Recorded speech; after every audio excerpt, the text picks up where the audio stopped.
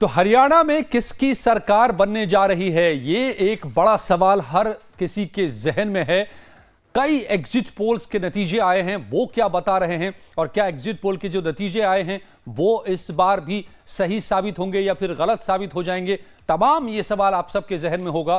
तो इसके हर पहलू पर हम करेंगे बात अपने सहयोगी धर्मेंद्र जी के साथ।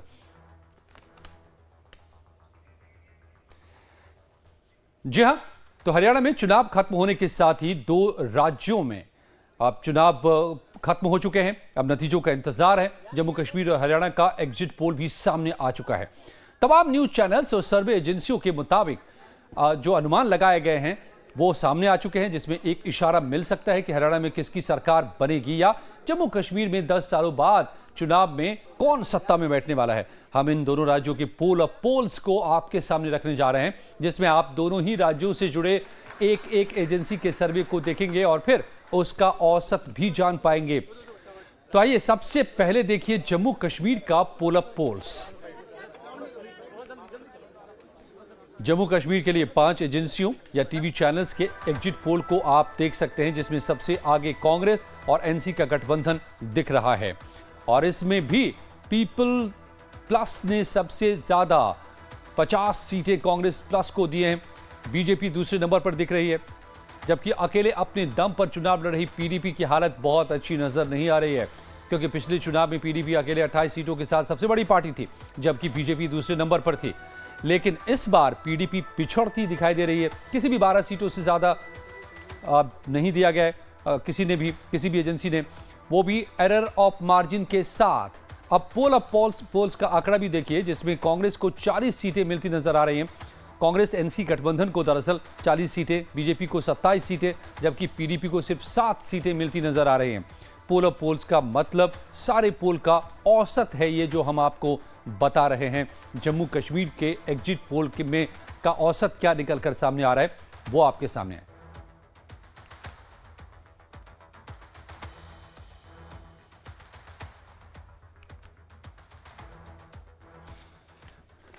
तो जम्मू कश्मीर हरियाणा पर बात करेंगे, आपकी नजर भी उस पर होगी, हमारी भी है, लेकिन पहले जम्मू कश्मीर की बात कर लेते हैं धर्मेंद्र जी के साथ। धर्मेंद्र जी, तो ये जो पोल ऑफ पोल्स है इसमें जो नजर आ रहा है औसत जो अब तक निकल के आ रहा है वो तो यही लग रहा है कांग्रेस एनसी की सरकार।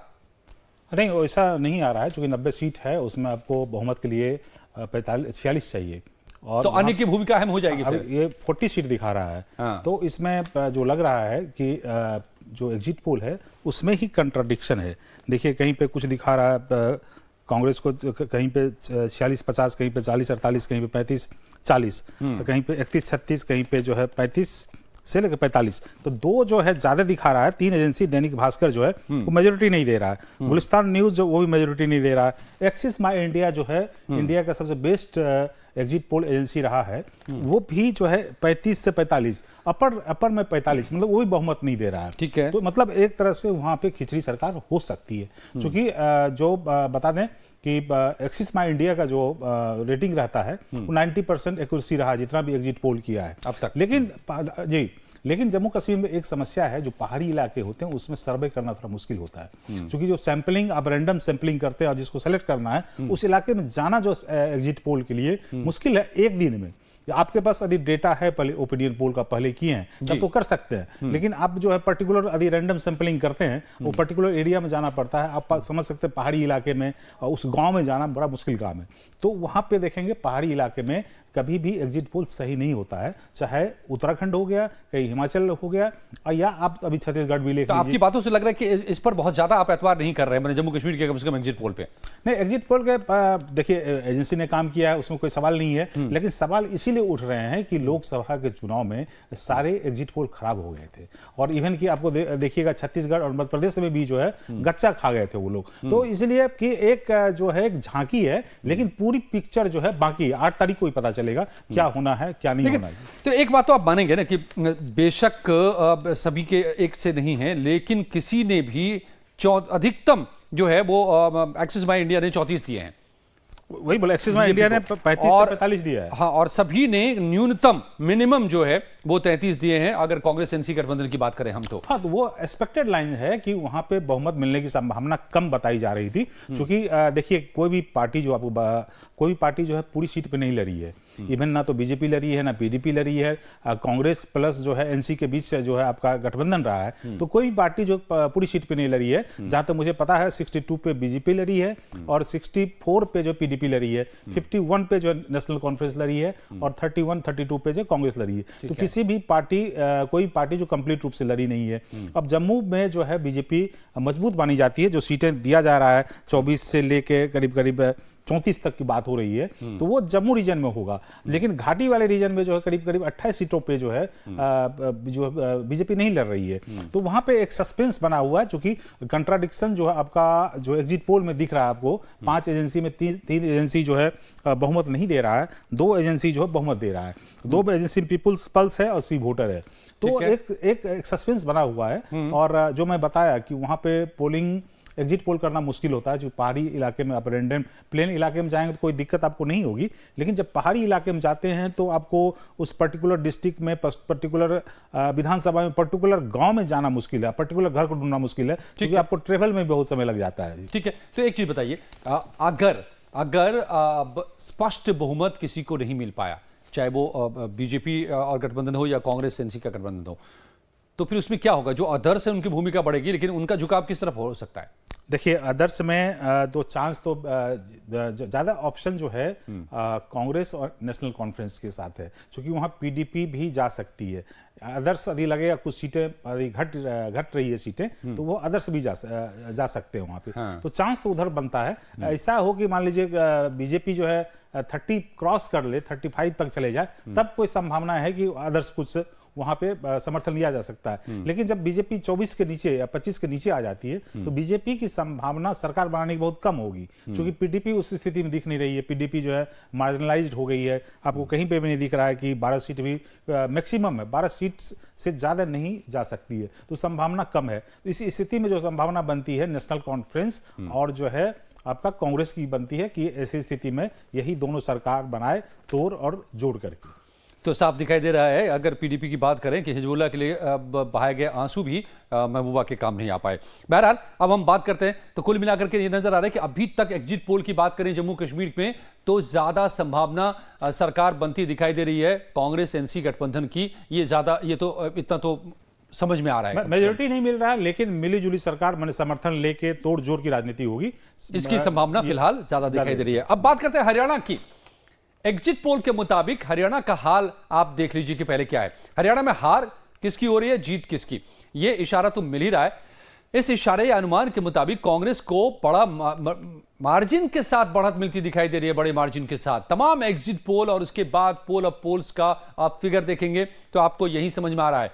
हरियाणा में पोल ऑफ पोल्स के मुताबिक कांग्रेस को 55 सीटें मिलने का अनुमान है, जबकि बीजेपी को सिर्फ 24 सीटें मिलती नजर आ रही हैं। अन्य के खाते यानी कि आप, जेजेपी और तमाम पार्टियों को मिलाकर के 11 सीटें इनमें नजर आ रही हैं, जो औसत है तमाम पोल्स का। लेकिन अगर आप मुख्य मुकाबले वाली दोनों पार्टियां यानी कि बीजेपी और कांग्रेस के देखें, तो एक चीज बड़ी साफ नजर आ रही है कि बीजेपी और कांग्रेस का फासला दुगने से भी ज्यादा इन पोल्स में नजर आ रहा है। कांग्रेस के पास मेजॉरिटी ही नहीं बल्कि कंफर्टेबल मेजॉरिटी या थंपिंग मेजॉरिटी आप कह सकते हैं कि होता नजर आ रहा है इन पोल ऑफ पोल्स में।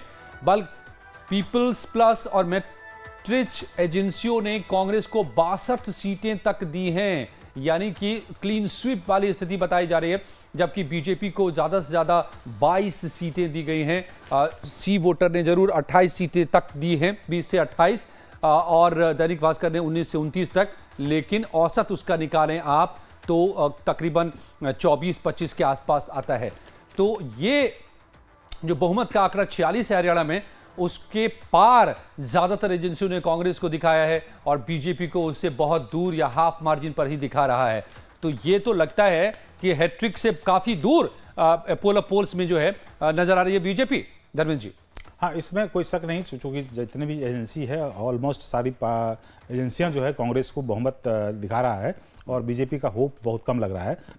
सॉरी, उसमें सीधे ही बात है जो हम लोग चर्चा भी कर रहे थे कि बीजेपी का एंटी इनकम्बेंसी फैक्टर है 10 साल से है, और सॉरी अभी हाल में आपने देखा होगा कि जो मोदी जी ज़्यादा जो फोकस जो है हरियाणा में नहीं किया, और जबकि 2014 में उन्होंने 10 रैलियां की थी और 2019 में 6 रैलियां की थी, इस बार 4 रैलियां की। देखिए चुनाव जो है आपके हरियाणा और जम्मू कश्मीर में हो रहे थे, लेकिन बीजेपी का फोकस जो है कहीं ना कहीं झारखंड में दिख रहा है। तो इसका मतलब जो है बीजेपी भी आकलन करके चल रही थी कि हरियाणा में ज़्यादा कुछ होने वाला नहीं है, जबकि वहाँ पे मुख्यमंत्री का चेहरा भी बदला गया। मतलब मोदी जी को पहले से पता था, ऐसा लग रहा है, ज्यादा रैली करने ऐसा अनुमान लग रहा है, क्योंकि आप 2014 में आप देखें 10 रैलियां, उसके बाद 6, उसके बाद जो आपको 4। लेकिन देखिए हम लोग जो है इसको एक रुझान ही माने, ये अभी एग्जिट पोल है, ये एग्जैक्ट पोल नहीं है, ये फाइनल पोल नहीं है। फाइनल पोल तो 8 अक्टूबर को आएगा, क्योंकि आपको पता ही है कि लोकसभा चुनाव में भी एग्जिट पोल गलत हुए थे, छत्तीसगढ़ में गलत हुए थे, एमपी में भी जो है कंट्राडिक्शन था,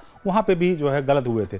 तो एग्जिट पोल को माना नहीं जाए, लेकिन एक छोटा स्टेट है, यदि छोटे स्टेट में एग्जिट पोल यदि गलत होता है तो मतलब होता है एग्जिट पोल के लिए जो है एक सवालिया निशान लग जाएगा, क्योंकि लोकसभा चुनाव के बाद जो है एक सवालिया निशान था। क्योंकि पूरे देश में मान लीजिए 2 स्टेट में खराब भी हो जाता है तो कोई दिक्कत नहीं, लेकिन एक स्टेट में आप फेल करते हैं तो उसमें बहुत दिक्कत होती है, जैसे छत्तीसगढ़ में सवाल हुआ था। तो लेकिन अब चूंकि छत्तीसगढ़ का जो एक मैं बता रहा था कि पहाड़ी इलाकों में एग्जिट पोल करना आसान नहीं होता है, लेकिन जो है ये हरियाणा जो आपका वो पहाड़ी इलाका नहीं है, तो यहाँ पे जो समस्या ये नहीं है कि वहाँ पे सैंपलिंग नहीं हो सकती है। लेकिन अब लास्ट मोमेंट में क्या हुआ, वोटिंग बड़ा आप देखिए कि मैंने आज बहुत तैयारी की थी इस पे कि 68% जो है पिछले बार वोटिंग हुई थी और इस बार 61% हुआ था। तो यदि मान लीजिए इतनी बड़ी लहर है तो वोटर को टर्नआउट ज्यादा होना चाहिए। जनरली होता है कि यदि कोई सत्ता पलटती है तो उसमें जो है वोटिंग टर्नआउट जो है ज्यादा होता है, तो इस बार उस ढंग से दिख नहीं रहा है। हाँ, फाइनल आंकड़ा अभी तक आया नहीं तो है।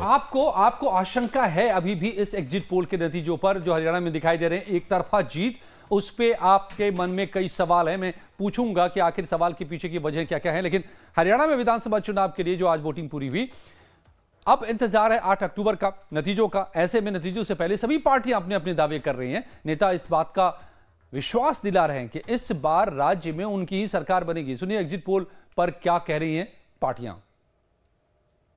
परिवारवाद से मुक्ति दिलाई है, हरियाणा से जो भेदभाव होता था उससे मुक्ति दिलाने का काम हमारी सरकार ने 10 वर्षों में किया है।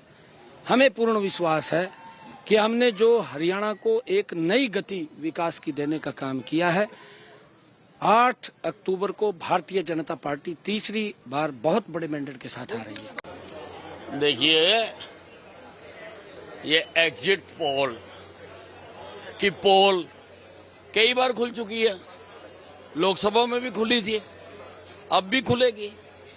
हरियाणा में बीजेपी जीत रही है और बीजेपी ही सरकार बनाएगी, सरकार बनाएगी बीजेपी। नहीं, ठीक है उनका अंदाजा। मैं भी मेरा समझता हूँ 60 + 5 - 4 ऐसे 60 के आसपास जो है ना सीट का मेरे को जो इन्फॉर्मेशन मिली है वो है, मतलब कंफर्टेबल मेजॉरिटी, अच्छे भारी बहुमत से कांग्रेस की सरकार बन रही है। सर, ये तो एग्जिट पोल था, आपने भी ग्राउंड रिपोर्ट अब सुबह से एग्जिट पोल की बेस नहीं कर रहा हूँ मैं अपने बेस पे बता रहा हूँ। एग्जिट पोल का तो उनका काम है। 60 से ऊपर, 60 के आसपास, 60 से ऊपर भी हो सकते हैं, 1-2 कम भी हो सकते हैं। बस मैं तो इतना ही सब लोगों को कहना चाहूँगा, हरियाणा के लोगों को भी और जम्मू कश्मीर के लोगों को भी, क्योंकि दोनों जगह एग्जिट पोल मोटा मोटा यही दिखा रहे हैं। जम्मू कश्मीर में 50 से 61 सीटों के बीच में, और हरियाणा के अंदर भी ये मैं अभी पोल ऑफ एग्जिट पोल देख रहा था कि करीबन वही 55 से 65 सीटों के बीच में वो हरियाणा के अंदर होगा। तो दोनों प्रदेशों के लोगों के मुंह में घी शक्कर, हम तो दूध दही का खाना खाने वाले लोग हैं, और सबको बहुत बहुत बधाई कि सबने लोकतंत्र के इस पर्व में बढ़ चढ़ करके हिस्सा लिया। देखिए, हरियाणा की जनता के लिए एक बहुत बड़ा खुशी का दिन है। एक तो आज सभी ने बढ़ चढ़कर मतदान में हिस्सा लिया है, और जिस बदलाव की तरफ हरियाणा देख रहा था, लोगों ने वो बदलाव किया है। लोगों ने जो 10 साल झेला है उसका ही रिजल्ट है।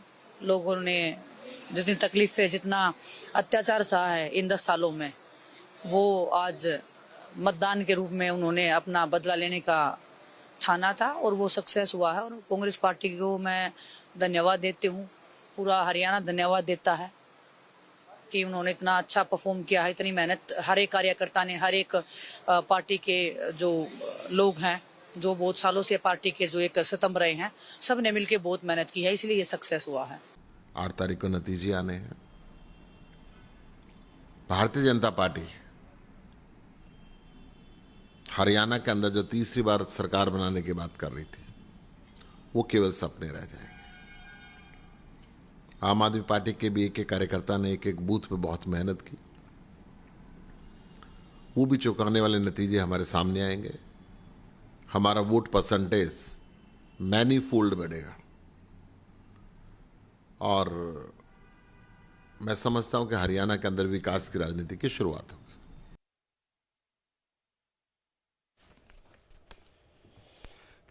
तो अशोक तंवर साहब मिठाई खिला रहे थे धर्मेंद्र जी, और गुरुवार तक वो बीजेपी को जिताने की भी बात कर रहे थे। हवा का रूप भांप लिया था क्या उन्होंने? हाँ, चूंकि पता तो चल ही गया होगा कि क्या स्थिति है, और बीजेपी में चूंकि काफ़ी कोशिश की गई कि भाई मुख्यमंत्री का चेहरा बदला गया, और जो है जो भी एजेंडा था कांग्रेस को, उसको भी लागू करने की बात की गई। जैसे खास करके जैसे अग्निवीर हो गया आपका, एमएसपी, इस पे जो है बीजेपी ने काम किया, लेकिन जो है उम्मीदवारों को लेकर जो है एक नाराजगी थी, तो काफ़ी लोग जो है विद्रोही हो गए, बगावत कर दिए थे। लेकिन जिस ढंग से हम देख रहे थे कि उत्साह वो दिख नहीं रहा था हरियाणा के प्रचार में, कहीं ना कहीं लगता था बीजेपी जो है पहले ही हथियार डाल चुकी है। हालांकि ये फाइनल आंकड़ा नहीं है, लेकिन एग्जिट पोल का जो सारे जो इंडिकेटर अभी दिखा रहे हैं, सारे जितने भी एजेंसी है, उसमें एक मत से जो है वो दिख रहा है कि वहां पे कांग्रेस की सरकार आएगी, बीजेपी की उम्मीद कम है। लेकिन वही सवाल है कि जो एक सवाल बना हुआ है एग्जिट पोल के लेके कि ये 100% सही नहीं है। ये इसमें कितने बार, जैसे बिहार में भी बेशक इसकी गुंजाइश हमेशा बनी रहती है एग्जिट पोल में, और वो बनी रहेगी। और जैसे दावा कर रहे हैं कि पोल खुल जाएंगे, तो लेकिन देखने वाली बात होगी कि क्या वाकई इस बार भी ऐसा ही होता है, या फिर ये सटीक बैठता है, एग्जिट पोल एग्जैक्ट साबित होता है या नहीं। लेकिन इस वक्त कम से कम क्या रुख दिखाई दे रहा है वो आपके सामने हमने आपको बताया। बहुत बहुत धन्यवाद धर्मेंद्र जी, हमारे साथ जुड़ने के लिए। कुछ ही पलों में हम यहाँ पर लौटेंगे और आपको बताएंगे देश दुनिया की तमाम बड़ी खबरें।